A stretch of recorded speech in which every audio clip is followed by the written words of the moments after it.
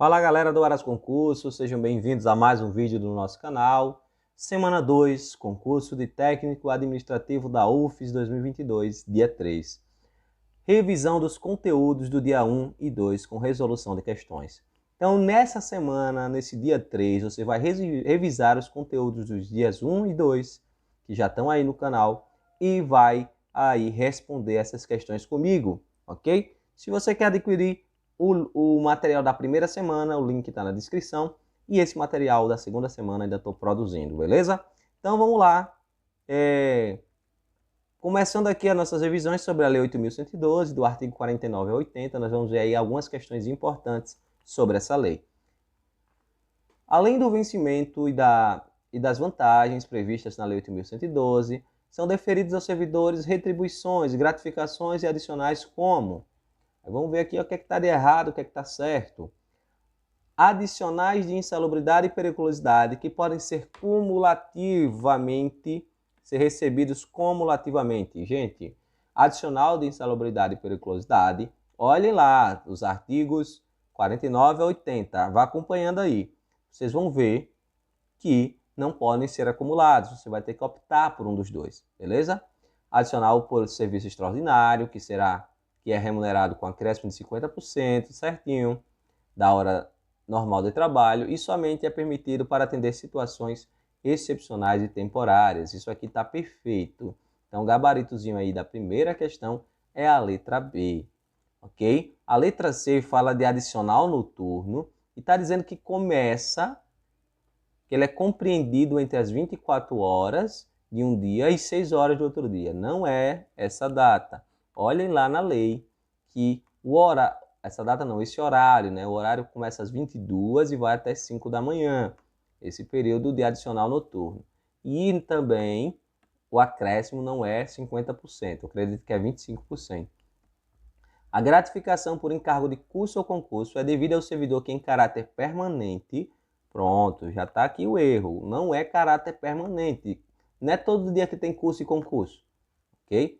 Então, não é em caráter permanente. Também pode olhar lá na legislação.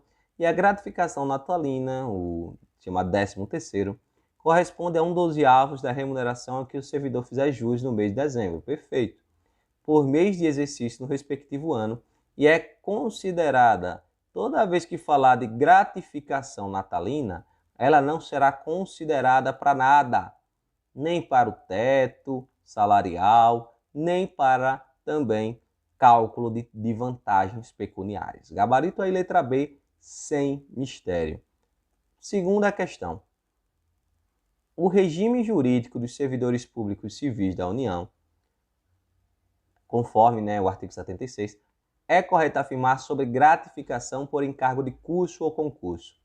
O valor desta gratificação obedece à tabela fixada junto ao órgão no qual o servidor exerce suas atividades, obedecendo a valores fixos baseados no salário mínimo. Não é desse modo, ok? Não é assim, salário mínimo não, vai ter a ver com a hora que o servidor trabalha, a hora do servidor. A referida gratificação se incorpora ao vencimento, já corta aqui. É uma gratificação que não é permanente, ela é temporária, porque só quando você está ali trabalhando num curso ou concurso que você vai receber, então não vai se incorporar, nem tem como. Então já errado. A gratificação em questão será garantida ao servidor, ainda que precise se ausentar das atribuições do cargo ao qual seja titular, não devendo ser objeto de compensação de carga horária. Então veja que isso aqui não tem lógica. O servidor deixou de fazer suas atribuições para ir trabalhar lá num curso ou concurso. Então ele vai receber a mais por isso? Não. Quando ele faz isso, ele tem que compensar a carga horária. Se ele vai receber a mais, ele tem que compensar a carga horária, ok? Então está errado também. O valor da gratificação será calculado em horas trabalhadas apenas quando o servidor trabalhar como instrutor em curso de formação? Não, é curso ou concurso. Então veja que tem outras atribuições, não é só como ele é instrutor de curso de formação. Essa letra E, ela é a mais clara e aqui deixa as informações. Dentre outras situações, A referida gratificação será devida ao servidor que participar de banca examinadora de comissão para exames orais, análise curricular, correção de provas discursivas, para elaboração de questões de provas, julgamento de recurso, tudo isso vai entrar essa remuneração. Então, gabaritozinho aqui, letra E, de Stephanie, beleza? Artigo 49 estabelece que, além do vencimento, poderão ser pagas ao servidor indenizações, gratificações e adicionais. São indenizações. Você tem que lembrar que indenização é algo que vai ressarcir uma despesa do servidor. Dessas aí, qual é a indenização? Gabarito letra D, auxílio moradia. O servidor teve que se mudar por interesse da administração e receberá, por isso, um auxílio moradia. Artigo ou questão 4. No que se refere aos direitos e vantagens do servidor, consignados na Lei 8.112, além do vencimento, poderão ser pagas ao servidor as vantagens e adicionais, gratificações e indenizações. Sendo que a lei determina também que as vantagens pecuniárias não serão computadas nem acumuladas para efeito de concessão de quaisquer outros acréscimos pecuniários ulteriores, sob o mesmo título ou idêntico fundamento. A respeito do conteúdo fixado na Lei 8.112, sobre os adicionais, gratificações e indenizações, é correto afirmar que as indenizações se incorporam ao vencimento. Olha que coisa mais linda de colocar que está errado. As indenizações não se incorporam, é uma regra. Agora olha a letra B. As gratificações e os adicionais incorporam-se ao vencimento ou provento nos casos e condições indicadas em lei. Linda e maravilhosa essa aqui. Perfeito, ok? Perfeito. Por quê? Não são todas as gratificações adicionais que se incorporam ao vencimento ou provento. Somente aquelas que estão na lei. Por exemplo, gratificação natalina não vai se incorporar. Ok? Letra C fala que constitui indenizações ao servidor, ajuda de custo, pagamento de diários de transportes, as férias e as retribuições. No caso aqui, retribuição de exercício de função, chefia e assessoramento, são gratificações adicionais. A ajuda de custo é calculada sobre a remuneração do servidor, ok? Conforme se dispuser em regulamento, ok? Não podendo exceder a importância de 3 meses, não 12, da remuneração. A diária será concedida por dia de afastamento, certo? Sendo devida integralmente, mesmo quando o servidor não exigir pernoite fora, mesmo quando o deslocamento não exigir pernoite fora da sede. Aqui você já para, porque se não exigir pernoite fora da sede, não será integral a diária. Gabarito aí, letra B, vamos para a próxima. De acordo com a Lei 8.112, a ajuda de custo destina-se a compensar as despesas de instalação do servidor que, no interesse do serviço, passar a ter exercício em nova sede, com mudança de domicílio, em caráter permanente. Na hipótese de o servidor se afastar do cargo ou reassumi-lo em virtude de mandato eletivo. Como a gente está falando aí, essas questões são do artigo 49 ao 80. Pegue lá e dê uma olhada quando fala da ajuda de custo. Fala expressamente que quem vai se afastar para mandato eletivo não tem direito à ajuda de custo. Por isso que a letra D é a correta. Não será concedida ajuda de custo, havendo expressa vedação legal nesse sentido. Ok? Em relação às diárias instituídas na Lei 8.112, assinale o enunciado correto. Independente do afastamento exigir pernoite, as diárias são pagas em sua totalidade. Você já marca que está errado. Ele está dizendo independente do afastamento exigir pernoite. Só se tiver pernoite. Fará jus às diárias quando o servidor viaja para um município diverso de sua lotação, ainda que dentro da sua região metropolitana. Aí é que o bicho pega. Se for na mesma região metropolitana, não tem direito à viagem, à diária. Se o servidor receber diárias, mas não realizar a missão fora da sede, que não deu causa, não fica obrigado a restituí-las. Claro que fica, ok? O servidor que a serviço afastar-se de sua sede em caráter eventual ou transitório para outro ponto do território nacional ou para o exterior, fará jus a passagens diárias destinadas a indenizar as parcelas de despesas extraordinárias como pousada, alimentação, locomoção e locomoção urbana, né? Gabarito, letra D, bonitinho, maravilhoso, é isso aí, beleza? Mesmo nos casos em que os afastamentos é uma decorrência normal do cargo, o servidor ocupante deste é garantida a concessão de diárias. Não. Se é uma decorrência normal do cargo, ele não vai receber diárias. Questão 7. De acordo com a Lei 8.112, o servidor que a serviço afastar-se de sua sede em caráter eventual ou transitório para outro território nacional ou para o exterior, receberá diária, né? A gente já sabe disso. Então, onde tem aqui não receberá diária, está errado, ok? Letra A, receberá diária, terá direito ao recebimento de diária, sendo que na hipótese de o servidor retornar à sede em prazo menor que o previsto, não terá obrigatoriedade de restituir. Já para aí, tem que restituir. Terá direito ao recebimento de diária, sendo que, na hipótese de o servidor receber diárias e não se afastar por qualquer motivo, fica obrigado a restituí-la integralmente. Perfeito. No prazo de 60 dias é onde está errado. Não são 60 dias, são 5 dias. Terá direito ao recebimento de diárias somente na hipótese de afastamento dentro do território nacional. A própria questão já falou aqui que é para o exterior também. Então não tem lógica. E também a gente sabe que é nacional e exterior, né? Terá direito ao recebimento de diária, que será concedida por dia de afastamento, sendo devida pela metade quando o deslocamento não exigir pernoite. Se não exigir o pernoite, é metade, ok? Ou quando a União custear por meio diverso as despesas extraordinárias cobertas por diárias.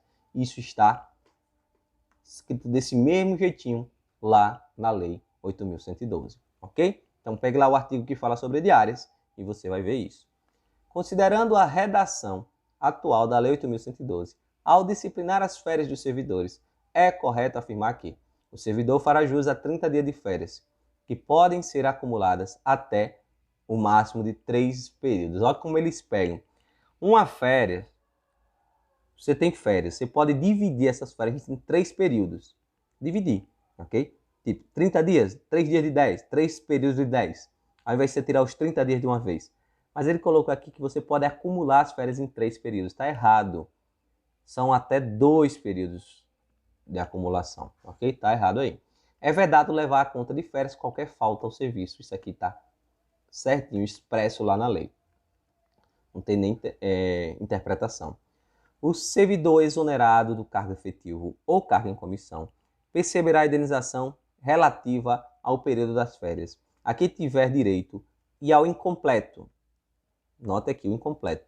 Na proporção de 1/12 por mês de efetivo exercício, ou fração superior a 15 dias. Esses 15 dias aqui são 14 dias.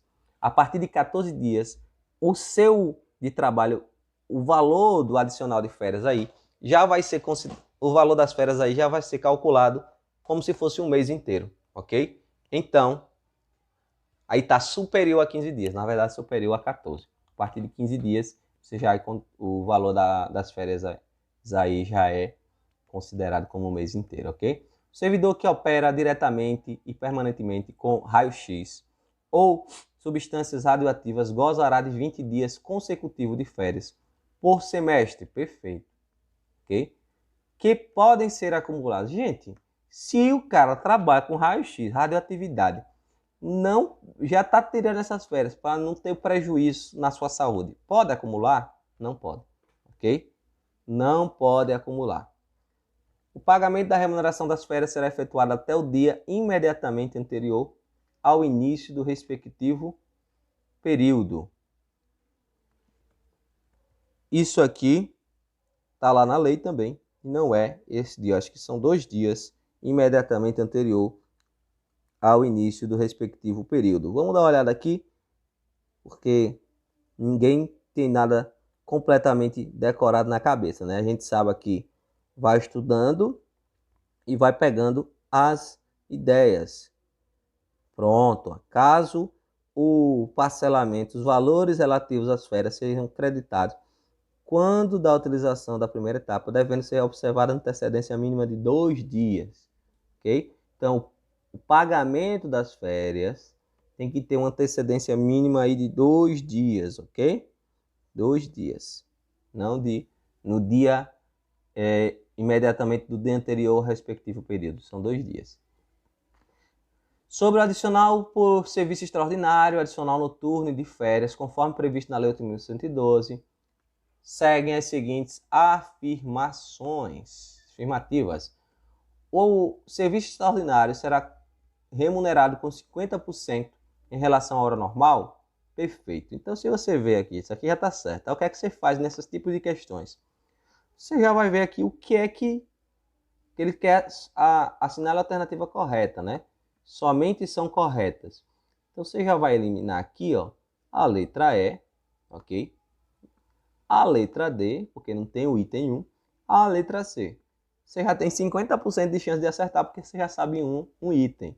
Aí vamos lá agora para o item 2. Se você acertar esse, nem precisa ler os outros.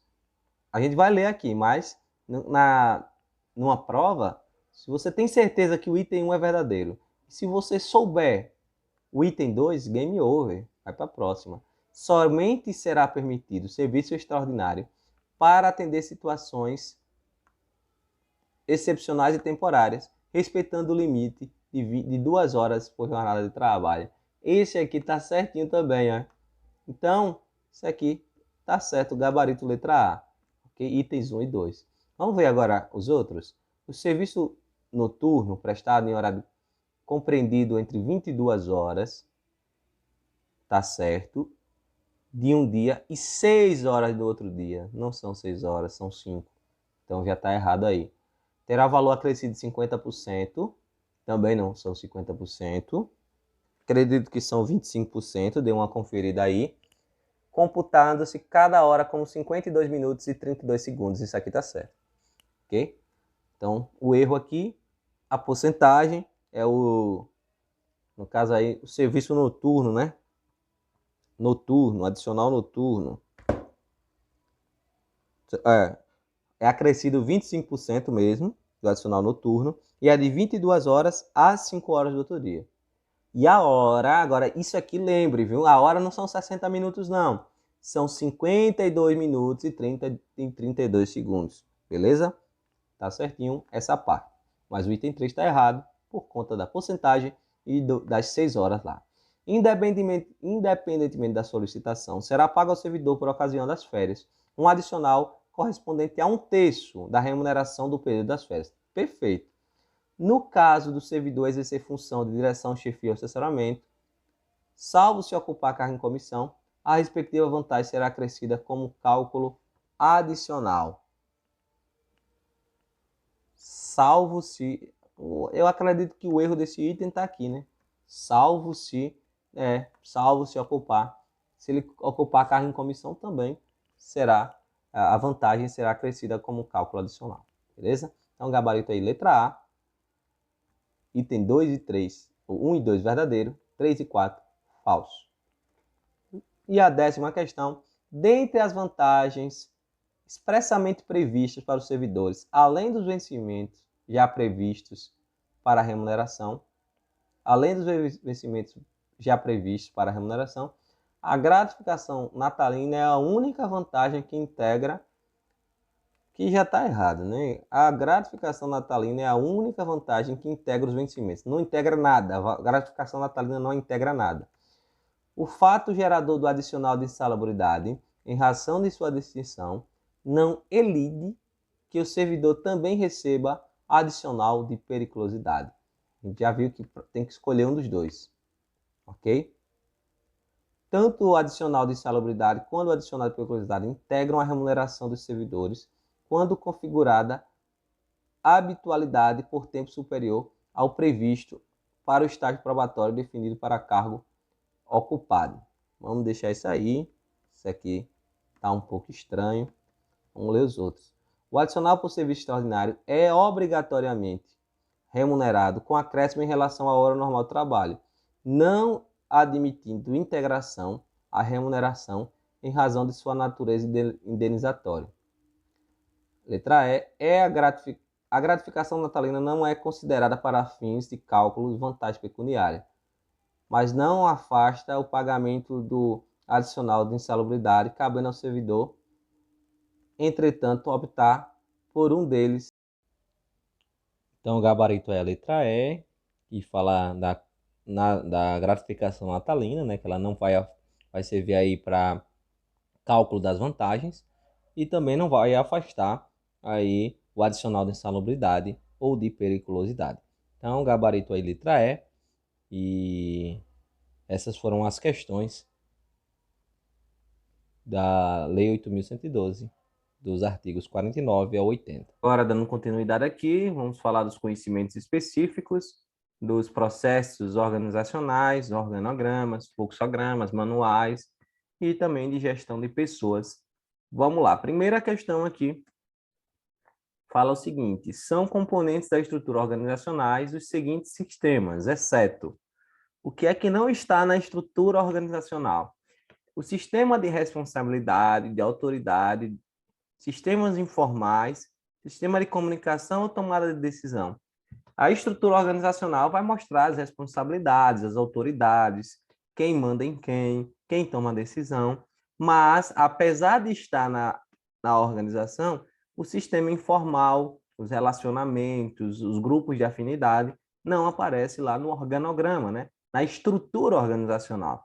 Não dá para colocar isso na estrutura organizacional. Então, gabarito aí, letra C, ok? Mais uma questão, são características da departamentalização, exceto o tipo mais frequente de departamentalização é o funcional, que divide a organização considerando as 4 áreas clássicas da administração: pessoas, finanças, marketing e produção. Ok? Departamentalizar é agrupar atividades e recursos homogêneos em unidades organizacionais.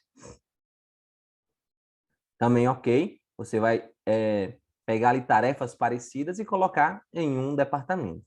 A departamentalização por clientes agrupa a atividade de acordo com as necessidades variadas dos clientes da organização, por exemplo, lojas de departamento. Perfeito. A departamentalização por cliente, você vai organizar a estrutura ali de acordo com o cliente. Por exemplo, aquelas lojas Riachuelo, C&A, tem ali infantil, masculino, feminino, então de acordo com o cliente. O cronograma é a representação gráfica da departamentalização, pois ilustra os órgãos existentes. Veja que essa questão quer o errado, né? O exceto. Ó. E aqui não é a definição de cronograma. Sim, o organograma é a representação gráfica da departamentalização. O organograma, não o cronograma, ok? Então, o gabarito, letra D, é o item que está errado, né? Na departamentalização por projetos, as atividades e as pessoas recebem atribuições temporárias que durarão o exato período de execução do projeto. Certinho também, lembrar aí que na departamentalização por projetos, é algo temporário, é um projeto, você vai cumprir aquele projeto e depois acaba, beleza? Fluxograma. O que é um fluxograma? Pode ser entendido como um calendário? Não. Um gráfico que ilustra os departamentos? Não. Que aí é um organograma. Um relatório? Não. Um formulário que registra os horários de entrada e saída? Não. Uma representação gráfica que ilustra a sequência de um trabalho, caracterizando as operações responsáveis e unidades envolvidas. Gabarito, letra E.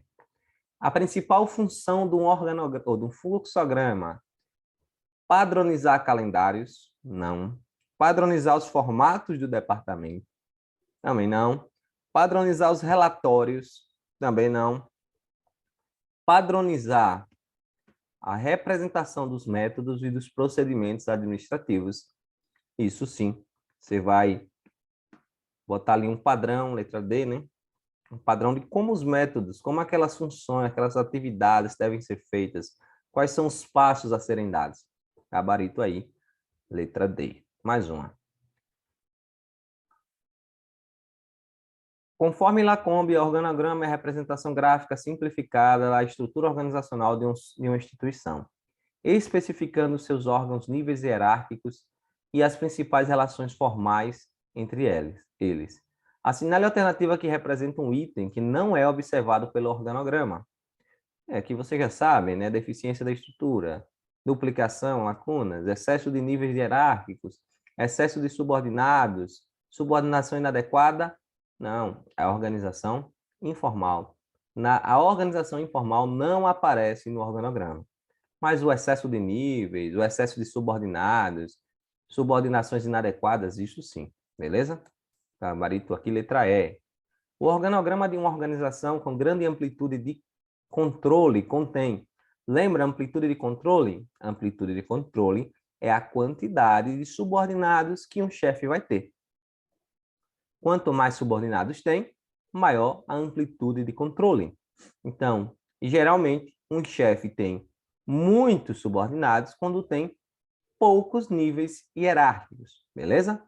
Então, grande amplitude de controle vai ter muitos níveis hierárquicos, não, poucos níveis hierárquicos e elevado número de subordinados, beleza? Gabarito aqui, letra B. Assinale a alternativa que representa a finalidade do diagrama de escama, não sei se produz escama, que também é chamado diagrama de peixe. Qual é a finalidade do diagrama de peixe? Não apareceu aí no conteúdo, mas eu gosto sempre de colocar uma questãozinha extra no nosso conteúdo, ok? Então, é a identificação do caminho para um produto, a sequência de todas as etapas do processo em questão, demonstração da importância de todas as condições para que se escolha o ponto de partida para a resolução do problema, demonstração da distribuição de dados por meio de um gráfico de barras, indicando a tendência dos pontos serem de observação em um período de tempo, ou indicação das possíveis causas de uma condição ou de um problema.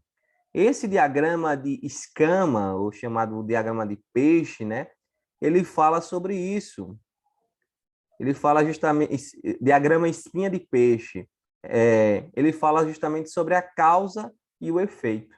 Então, o gabarito aqui é a letra E, que indica todas as possíveis causas de uma condição ou de um problema específico. Veja que, às vezes, a gente não vê um conceito básico desse e deixa de responder uma questão corretamente.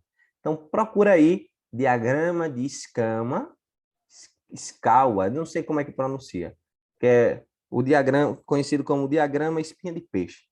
Pesquise, anota essa informação que pode cair uma questãozinha na sua prova e você vacilar.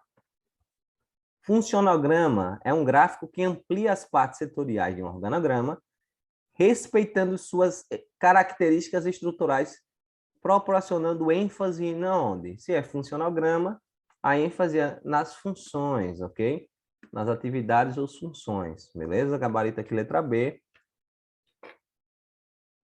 Correlacione as alternativas a seguir. Organograma clássico. Se é clássico, é o mais frequente utilizado dentre todos os tipos e é aquele que apresenta as características mais importantes da estrutura organizacional. Então, aqui é o 1, ok? Esse clássico aqui é o 1. É idêntico ao clássico com uma diferença. Ele é colocado em uma posição vertical. Lembra que o clássico é horizontal? Então, o vertical aqui. Organograma diagonal ou europeu é o organograma clássico disposto em sentido diagonalizado. Essa questão foi muito besta, né? O organograma setorial ou radial é o organograma através de ciclos concêntricos. A autoridade máxima se localiza no centro. Então, gabaritozinho aqui, letra A. Vocês viram esses tipos de organogramas aí, beleza? 10ª. Chiavenato argumenta que as pessoas são elementos-chave para a organização, na medida que são determinantes para o alcance ou não dos objetivos organizacionais. Tal afirmação, segundo o autor, aplica-se tanto às organizações públicas quanto às privadas, considerando-se a importância das pessoas para as organizações. Não é objetivo da área de gestão de pessoas. Não é objetivo motivar. Você está falando de pessoas. As pessoas precisam ser motivadas. Qualificar continuamente as pessoas? É sim. Manter políticas éticas e socialmente responsáveis? Sim. Identificar corretamente o público-alvo da organização? Aí não tem a ver com a gestão de pessoas. Público-alvo da organização, você não está falando de pessoas da organização. Gestão de pessoas é na organização. Público-alvo é de fora da organização. Então, desenvolver programas de qualidade de vida no trabalho, isso também é uma responsabilidade aí da gestão de pessoas. O gabarito, então, é a letra C, beleza? Segundo Chiavenato, a gestão de pessoas é contingencial e situacional, pois depende de vários aspectos, como a estrutura organizacional adotada, a cultura que existe em cada organização, as características do contexto ambiental, o negócio da empresa, os processos internos e outras variáveis importantes. Assinale os itens a seguir e escolha a opção correta. A gestão por competência não deve somente mapear lacunas de competências entre a situação atual e a necessária, mas se preparar para desenvolver competências que serão necessárias para o futuro. Gestão por competência, isso é verdade, não é só de agora, tem que pensar no futuro também. Então, o item 1 aqui já está certo. Como a gente aprendeu, para fazer esse tipo de questão, às vezes nem precisa saber de tudo, né? Então, você já sabe que o item 1 está certo, a questão que é apenas os verdadeiros, você já elimina aqui o B, que não tem o 1, o D, e já tem 3 opções aí. Em relação à importância, vamos ao item 2, da administração de recursos humanos no âmbito das organizações, o órgão de gestão de pessoas deve estar posicionado no nível decisório da estrutura organizacional, o que corresponde ao nível hierárquico da diretoria. Gente, gestão de pessoas vai abranger a organização como um todo. Então, esse item 2 não é verdadeiro. A gestão de pessoas vai abranger a organização como um todo.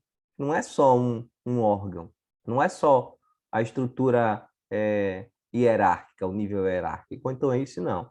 Não dá para eliminar nenhum, né? Os profissionais de recursos humanos devem preocupar-se em garantir que os empregados façam corretamente as tarefas, com base nos padrões definidos pela organização, para garantir a eficiência e o alcance dos objetivos organizacionais individuais. Os profissionais de recursos humanos devem garantir que os empregados façam corretamente as tarefas com base nos padrões definidos pela organização. Então, vamos ver as outras alternativas e tirar uma conclusão sobre essa. Quarta, para que seja realizado com sucesso, o processo de gestão de pessoa deve ser contínuo e envolver a organização como um todo. Então, essa aqui você já sabe que é verdadeira, não tem dúvida. Isso é verdadeira. Então, o item 1 e o item 4 são verdadeiros. Você já pode eliminar aqui essa próxima, ok? E agora, a gente está na dúvida na terceira. Os líderes devem acompanhar de perto seu time, devendo mostrar conhecimento sobre as dúvidas que eventualmente surgirem. Então, essa também é verdadeira, ok? Os líderes devem sim acompanhar. Então, está aí na dúvida entre o item 1 e o item 4, ok? O item A e o item E. Então, tem que saber, nesse caso, se o item 3 é verdadeiro ou não. Os profissionais de recursos humanos devem preocupar-se em garantir que os empregados façam corretamente as tarefas. Aí preste atenção. Profissionais de recursos humanos. Profissional de recurso humano não está falando de gestão de pessoas. Recursos humanos é aquele que vai pensar na burocracia, ok? Não vai está ali olhando se o funcionário está fazendo bem a tarefa. Então, por isso que esse item é errado. E sobra aqui o gabarito, a letra A, ok? O item 3 é errado porque o recurso humano, a maioria das empresas não está trabalhando mais com recursos humanos como um departamento, mas quando ele existe, ele não vai garantir que o funcionário faça corretamente. Quem faz isso são os líderes que estão ali cuidando dos funcionários. Ok? Gabarito aqui, letra A. O item 3 está errado. A gestão de pessoas ou a administração de recursos humanos faz-se presente em todo tipo de organização. Ou seja, seja ela pequeno, médio ou grande porte. Lidar com pessoas é um desafio, tendo em vista que cada pessoa tem suas particularidades, habilidades, objetivos, metas e personalidades diferentes. Nesse sentido, não é função do RH analisar a descrição de cargos e modelagem de trabalho? É sim a função do RH. Recrutamento e seleção? Sim. Orientação e integração de novos funcionários? Sim, é o RH que faz isso. A administração de cargos e salários? Também sim. Cuidar da relação entre trabalhadores e sindicato patronais, sindicato dos patrões? Aí não. O erro está aqui, ó, nessa letra E. Não é o sindicato do patrão. Não é esse o objetivo do recursos humanos. E a 13, a moderna gestão de pessoas é um conjunto de políticas e práticas necessárias para conduzir os aspectos da posição gerencial relacionada com as pessoas. Essas políticas e práticas podem ser resumidas em 6 processos. Relacione as políticas e práticas de acordo com cada processo e assinale a alternativa com a sequência correta. Então, vamos lá. Tem alguns processos aqui, ó, agregar pessoas, aplicar pessoas, recompensar pessoas, manter pessoas, desenvolver pessoas, comunicar ou monitorar pessoas. O que é que a gente pode, o que é que a gente pode verificar aqui? Monitorar pessoas tem a ver com banco de dados, ok? Tem a ver com banco de dados. Manter pessoas tem a ver aqui com manter pessoas. Vamos lá. Vamos ver logo mais fácil. Agregar pessoas. Agregar é seleção, né? Você vai selecionar para agregar pessoas. Desenvolver pessoas por meio da comunicação, ok? Por meio da comunicação, você desenvolve pessoas. Manter pessoas. Vou ver aqui. Manter, quais são as outras? Temos aqui já o item 6 aqui, ó, começando, que é o monitorar pessoas. Pode ser aqui, né? Depois termina aqui com o item 4, comunicação de pessoas. O item 1, que é seleção de pessoas. Aí vem aqui processo de aplicar pessoas. Aplicar pessoas é a avaliação de desempenho, ok? Faz parte, tem que lembrar dos detalhes. A avaliação de desempenho. 3. No caso aqui, o 3 é o... Falta aqui disciplinar pessoas. Disciplinar pessoas, que é o processo de manter pessoas, disciplinar e manter pessoas. E, por último, processo de recompensar pessoas, que são os benefícios. Então, o gabarito aqui é a letra A, ok? Deixa eu só apagar aqui. Gabarito letra A. E temos, vou botar assim que fica melhor. Banco de dados é manter pessoas, ou monitorar pessoas, ok? Depois vem processo de manter pessoas, disciplinar. Disciplina. Aí vem processo de recompensar pessoas, são os benefícios, os serviços, ok? Depois, o processo de aplicar pessoas, processo de aplicar pessoas, é a avaliação de desempenho, ok? Depois, o processo de agregar pessoas, seleção, ok? E depois, o processo de desenvolver pessoas, cadê desenvolver? Que é a comunicação com o outro. Então, esse é o gabarito aí dessas questões, ok? Então, agora vamos falar aqui de português, falar dos numerais e dos verbos, né? Questão aí número 1. Leia os itens quanto ao numeral e aponte a alternativa correta. Então, o numeral é a palavra que se relaciona ao substantivo, exprimindo indicações numéricas dos seres? Sim, verdade. As indicações numéricas dos seres referem-se à quantidade, ordem, classificação, multiplicação e fração? Verdade. Os numerais cardinais expressam ordem? Não. Cardinais são os ordinais que expressam ordem. Os multiplicativos expressam aumento proporcional de uma quantidade, multiplicações? Sim. E os fracionários expressam diminuições proporcionais de uma quantidade, divisões? Certo. Então, aí, somente o item 3 que é errado, gabarito letra A de amor. Próximo. As formas usadas rebocar, veja que a terminação é A. Traduzindo, veja que a terminação é indo. Quando termina A, é e ir, nós temos aí os verbos no infinitivo. Então, e quando nós temos aqui traduzindo, nós temos no gerúndio, infinitivo e gerúndio. E a palavra aqui feita? A palavra feita, veja que feita, quando a gente diz dançar, dançado, fazer, não diz fazido, porque se fosse fazido, ficaria mais fácil de identificar esse particípio, mas é feito, feita, então é um particípio no passado, ok? O particípio geralmente é terminado em ado, terminado, ado, edo, ido, mas pode ocorrer também, no caso aí, do particípio no passado aí, beleza? Próximo.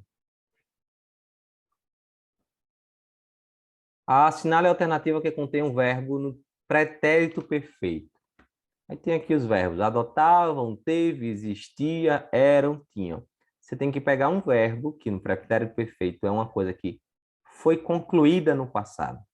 Por exemplo, a colônia Blumenau teve algo concluído. Esse é o verbo aqui que está no pretérito perfeito, beleza? No pretérito imperfeito, dá-se uma ideia de algo não concluído, como existia, eram, tinham, adotavam. Então, perfeito é algo concluído. A oração, sobre a oração, o projeto da igreja foi feito por Gottfried Boer, sei lá como é que pronuncia esse nome, eu vou chamar ele de Gott. A oração na voz passiva, usada em contextos, a oração está na voz passiva, usada em contextos que a ação praticada ou objeto, sujeito paciente, são mais importantes do que quem a praticou. Veja que a oração está na voz passiva. Na voz ativa seria Gott fez o projeto da igreja. Mas aqui está dizendo que o projeto da igreja foi feito por Gott.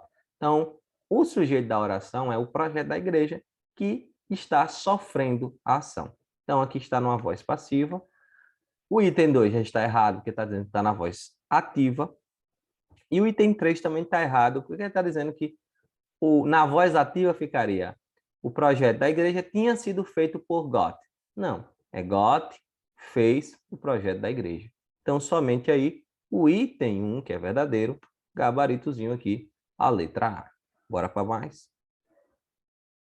Em 1898, o microbiologista holandês Martin Bengerik decidiu batizar assim certo grupo de agentes infecciosos invisíveis aos micro-organismos de então, com o qual o francês, veja que o interlocutor está falando de algo no passado, de outra coisa que tinha acontecido em um outro passado, o passado do passado. ok? Com a qual o francês Louis Pasteur tinha esbarrado, primeiro, ao estudar. Então, o que foi que aconteceu? Louis Pasteur primeiro esbarrou com esses micro-organismos, depois o holandês Benjamin Martinus, ele fez o que aí? Ele nomeou, não foi? Ele chamou assim, batizou isso. Depois esse holandês, ele batizou. E aí o interlocutor está falando de algo que aconteceu no passado, que tinha acontecido a outra coisa no outro passado. É o passado do passado. Pretérito do pretérito, ok? E o pretérito do pretérito, ele pode ser substituído aí por pretérito mais que perfeito, que é aquele que termina em ra, ok? Rará, comera, fizera, esbarrara, tá vendo? Então, a ação anterior a outra ação no passado e pode ser substituído por esbarrara. O gabarito correto é esse, ok? Então, quando está falando do pretérito mais que perfeito, é o passado do passado. Então, tinha esbarrado é uma ação que aconteceu no passado de outro passado, ok? Primeiro é o passado de Martinus. E o passado de Martinus é a época de Louis Pasteur. Gabarito letra B. Admite a transposição para a voz passiva a forma verbal da frase. O orador pulverizava as dúvidas de seus interlocutores. Aí você pode botar, né? As dúvidas de seus interlocutores eram pulverizadas pelo orador. Então, gabarito aqui, letra A. A dúvida corresponde a um legítimo direito nosso. Não dá para mudar. Tantos parecem estar certos sobre tudo. Não dá para mudar. Lembre que a voz ativa é aquele que o sujeito pratica a ação. Quem era a voz ativa? Aqui está na voz ativa, o orador pulverizava as dúvidas. O contrário, as dúvidas eram pulverizadas. Gabarito letra A. Ao longo do tempo, temos passado ao largo dessa questão, como se ela não nos importasse para entendermos melhor onde estamos. No texto, a opção pela primeira pessoa do plural, que além de referir-se à humanidade como um todo, cumpre a função de expressar a grandeza e a imponência de quem tem conhecimento superior. Não, quando ele fala temos, né? Ele está se incluindo. Ele não está perspectiva consciente entre o autor e o leitor, fomentando neste interesse e envolvimento. Vamos ver. Enfatizar uma abordagem subjetiva, sentimental e íntima, formando uma junção na qual o que é predominante. Revelar certo distanciamento, pois consiste em forma enfática de expor a deferência do autor pelo leitor a quem se dirige. Então, ó, quando fala ao longo do tempo temos passado ao largo dessa questão, como se ela não nos importasse para entendermos melhor nós onde estamos. Expressar a grandeza e a importância de quem tem conhecimento superior e se dirige a inferiores? Não, porque ele está falando, né, que nós temos passado ao largo, passado distante dessa questão. Então, isso aqui não pode. Denotar a perspectiva coincidente entre autor e leitor, fomentando neste interesse e envolvimento. Então, eu acredito que é a letra B mesmo, isso, porque mostra aí, né, a coincidência entre o leitor e todos eles, não é só o leitor que passou dessa questão, passou longe dessa questão. O escritor também, o autor também, ok? Na qual o eu é predominante, não. Gabarito letra B mesmo, ok? Vamos lá. Em muitos das quais nunca haviam lidado com migrações desse porte anterior. O verbo haver tem a concordância estabelecida corretamente com o sujeito da oração a que se refere. A mesma correção não ocorre em uma das alternativas a seguir, por se tratar de um caso do verbo haver, pode ser classificado como impessoal. Quando é que o verbo haver é classificado como impessoal? Como quando ele é substituído por existir. Verbo haver, no sentido de existir, é impessoal, ou seja, não é transferido aí para o plural. Haveriam reuniões no auditório hoje, mas surgiram alguns imprevistos. Haveriam, ou seja, existiriam reuniões hoje. Vamos ver as outras alternativas. Se eles houvessem chegado mais cedo, veja que aqui não tem a ver com existir. Então, esse aqui já está por fora. Haveremos de chegar, existiremos de chegar? Não, isso aqui também não está no sentido de existir. Haveriam de ganhar o prêmio? Também não está no sentido de existir. Haveriam reuniões no auditório de hoje. Então, existiriam reuniões. O erro está aqui, não deveria ser passado para o plural. Por quê? Porque haver aqui está no sentido de existir, ok? Então, não seria haveriam. Gabarito aqui. Letra A, beleza? Na oração não havia nada disso, o verbo em destaque é classificado como impessoal. Assinale a alternativa em que o verbo haver não é classificado como impessoal. A enfermeira tinha adoecido havia 15 dias. Não é classificado, né? Durante a discussão, a cliente que se houvesse com o gerente da loja. Deve haver muitas diferenças entre as mercadorias adquiridas. Então, deve existir muitas diferenças. Ele quer saber, assinar a alternativa em que o verbo não é classificado como impessoal, né? Vamos lá. Há trovoadas e muita chuva. Vamos lá. Existem trovoadas e muitas chuvas. Devem existir muitas diferenças entre as mercadorias. E a enfermeira tinha adoecido havia 15 dias. Durante a discussão, a cliente que se houvesse com o gerente da loja. A questão quer saber, o verbo em destaque é classificado como impessoal, alternativa em que o verbo haver não é classificado como impessoal. Então, gabarito aqui, letra B. Por quê? Porque o verbo haver é impessoal quando ele tem o sentido de existir. O verbo haver é impessoal quando tem o sentido de existir, de ocorrer, ou de acontecer, realizar, ou quando indica tempo recorrido, ok? Como fala aqui, havia 15 dias, também é impessoal. O mais comum é que quando a gente vê no sentido de existir, mas também quando indica tempo decorrido, ele é impessoal. Então, questão 10. Assim eu quereria a minha última crônica, que fosse pura como este sorriso. Assinale a alternativa em que estão devidamente classificadas as formas verbais em destaque. Quereria. Aí você tem que lembrar que quereria, essas que terminam em iria, gostaria, é o futuro do pretérito. É o futuro de um passado. Então, futuro do pretérito. E no caso aqui, quando você deseja algo, você tem o pretérito imperfeito do subjuntivo, como que fosse pura como este sorriso.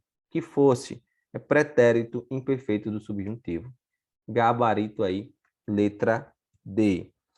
O presente do subjuntivo, que poderia rolar dúvida aqui, o presente do subjuntivo, ele é um tempo verbal usado para indicar uma ação do presente ou do futuro.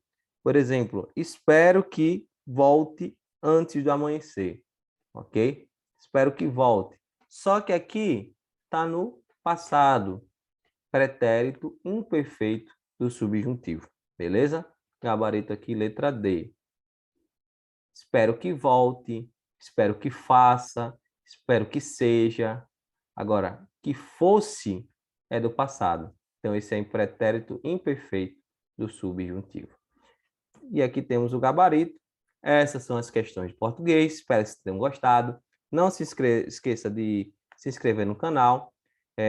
Vimos aí mais de 30 questões. Não é fácil fazer isso, então deixe seu like, se inscreva no canal. Valeu, tchau, tchau.